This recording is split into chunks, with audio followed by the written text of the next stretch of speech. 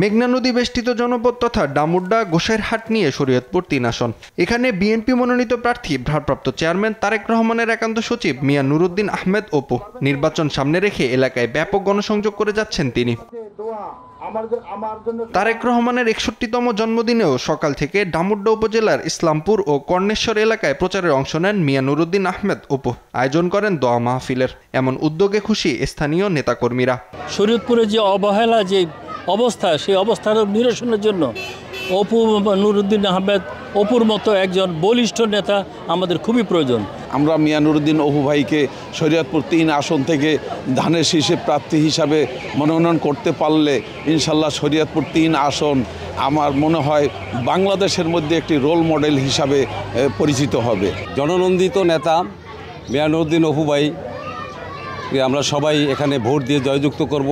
গণসংযোগকালে স্থানীয়দের সঙ্গে কুশল বিনিময় ও তাদের সমস্যার কথা শোনেন তিনি। এ সময় কাছে পেয়ে উচ্ছ্বাস প্রকাশ করেন সাধারণ মানুষ।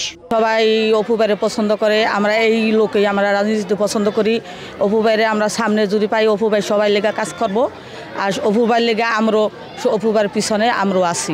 মিয়া নুরুদ্দিন অপু শরীয়তপুর ৩ আসনের ধানের শীষের কাণ্ডারি। উনি যদি নির্বাচিত হতে পারে আমাদের যে অবহেলিত ইসলামপুর আছে, ইসলামপুরের রাস্তাঘাট এবং জনগণের উন্নয়ন হবে বলে আমি মনে করি।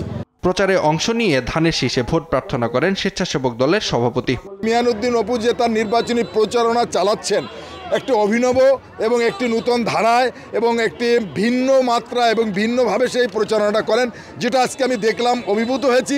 শুধু আশ্বাস নয়, সুখে দুঃখে ডামুড্ডা গোসাইরহাট মানুষের পাশে থাকার কথা ব্যক্ত করেন নুরুদ্দিন আহমেদ অপু। আজকে সব জায়গায় আনন্দের জোয়ার, শুধু আনন্দ আর আনন্দ।